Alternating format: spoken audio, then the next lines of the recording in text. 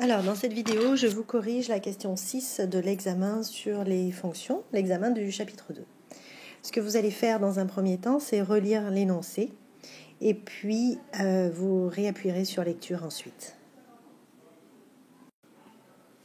Donc, ce que l'on nous raconte, c'est qu'on s'intéresse à la quantité d'eau à l'intérieur du contenant inférieur, donc celui du bas, du sablier. Puis on a une table des valeurs qui nous représente ce qui se passe dans l'expérience.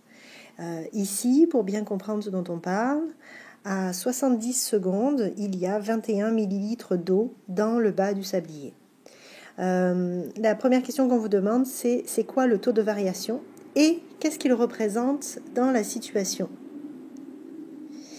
Alors, pour calculer le taux de variation, il faut déjà savoir c'est quoi x et c'est quoi y.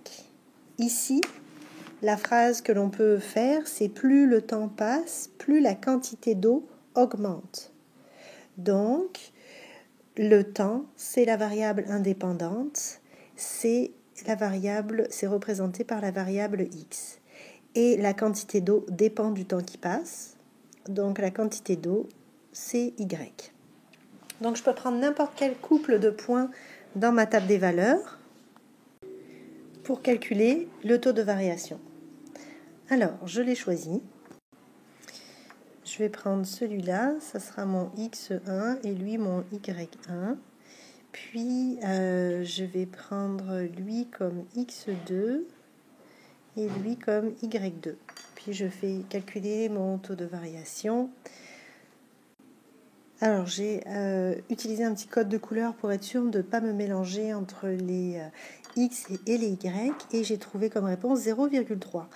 Et je fais attention, on me demande aussi que représente-t-il dans la situation? Ça veut dire quoi 0,3? Bon ben là, pour vous aider, mettez les unités à votre résultat. Quand vous avez fait la différence des y, les y c'est quoi? Ce sont des millilitres. Donc c'est 0,3 millilitres par, puis mes x ce sont des secondes. Donc c'est 0,3 millilitres par seconde. Et ça représente, là vous allez le prendre en note, la quantité d'eau versée chaque seconde. Maintenant, on va se questionner sur la valeur initiale et sur ce qu'elle représente dans cette situation. La valeur initiale, on a dit en classe, c'est la valeur de y quand x est égal à 0. Mais là, si on regarde notre table des valeurs, il n'y a pas x égale à 0. Fait qu'il va falloir la calculer, la valeur initiale. Alors, pour ça, on va utiliser la règle de la fonction. On sait que c'est une fonction polynomiale de degré 1, puisque le sablier s'écoule toujours à la même vitesse. L'eau s'écoule toujours à la même vitesse. Alors, c'est y est égal à ax plus b. Le a, c'est le taux de variation, c'est 0,3 fois la valeur de x plus la valeur initiale.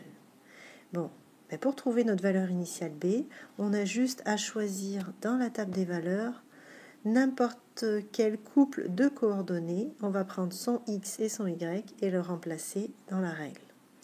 Alors, qu'est-ce que je prends? Tiens, je prends x est égal à 100. Je remplace dans ma règle, j'écris 0,3 fois 100 plus b est égal, et quand j'ai x égale à 100, mon y c'est 30 millilitres. Et je remplace donc y par 30. Bon, je fais mon calcul. 30 est égal à 0,3 fois 100, c'est 30, plus b. Là, on s'arrête là, puis on regarde ce qu'on a devant les yeux. 30 plus la valeur de b, c'est égal à 30. C'est quoi b? Je vous laisse y penser. B, c'est égal à 0. Et qu'est-ce que ça représente, b égale à 0 dans la situation? Ça veut simplement dire qu'au début de l'expérience, dans le bas du sablier, il y a 0 millilitres. On se l'écrit. Et voilà, au début de l'expérience, il y avait 0 millilitres dans le contenant inférieur du sablier. Alors, la dernière question, au bout de combien de secondes le contenant inférieur sera complètement rempli? Mais là, il y avait 2 méthodes pour répondre à la question. Première méthode, traditionnelle, on utilise la règle, puis on se demande avant, qu'est-ce que ça veut dire complètement rempli? Ben, ça veut dire qu'il aura reçu les 1000 millilitres d'eau qu'il y avait en haut du sablier. Donc ça veut dire que Y sera égal à 1000 millilitres. Je prends ma règle, je remplace dans ma règle qui était ici, je remplace mon Y par 1000, j'écris 1000 égale à 0,3 fois un certain nombre de secondes, je ne sais pas encore lequel c'est, et ma valeur initiale c'est 0, donc plus 0. Bon. Eh bien, j'ai juste une opération à faire. Regardez, j'ai 0,3 fois mon nombre de secondes. Pour avoir mon nombre de secondes, j'ai juste à diviser par 0,3 ce terme-là. Et je fais la même chose de l'autre côté, ce qui va me donner 3333,3 périodiques secondes. Bon, ça, c'était la méthode de la règle et de la balance. Deuxième possibilité, on se rendait compte que à 0 minute, il y avait 0 millilitres, puis qu'après, l'eau augmentait de façon régulière. Ça veut dire que c'est une situation de proportionnalité. Puis qu'est-ce qu'on a le droit d'utiliser dans les situations de proportionnalité? Le produit croisé. Alors, on peut simplement prendre n'importe quelle valeur dans le tableau. On va prendre par exemple 100 et 30, puis j'écris à 100 secondes, j'avais 30 millilitres. Quand est-ce que j'aurai 1000 millilitres? Je me mets un point d'interrogation et je fais 100 fois 1000 divisé par 30 et ça me donne le même résultat qu'avec l'autre méthode, 3333,33 secondes. C'est formidable. Alors, on fait une petite phrase pour conclure et je vous la dicte, vous allez l'écrire sur votre copie. Au bout de 3333 secondes, le contenant inférieur sera complètement rempli. Et c'était tout pour cet exercice.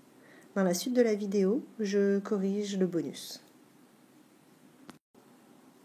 Alors, dans ce bonus, je vous demandais de calculer des taux de variation. Puis je vous demandais de prendre 3 coupes de coordonnées et faire les calculs de taux de variation. Il y avait plein de réponses possibles. Il y en a qui ont trouvé moins 17, moins 4,25, moins 3, etc. Moins 8. Peu importe. L'important, c'était de constater que les taux étaient toujours tous différents. Puis je vous avais demandé, mais comment t'expliques ce résultat ? Alors, ce qu'il fallait remarquer, les filles, c'était que cette situation-là, c'était une situation inversement proportionnelle. Regardez ça. Je prends ma taille des caractères, je la multiplie par le nombre de caractères et ça me donne 816.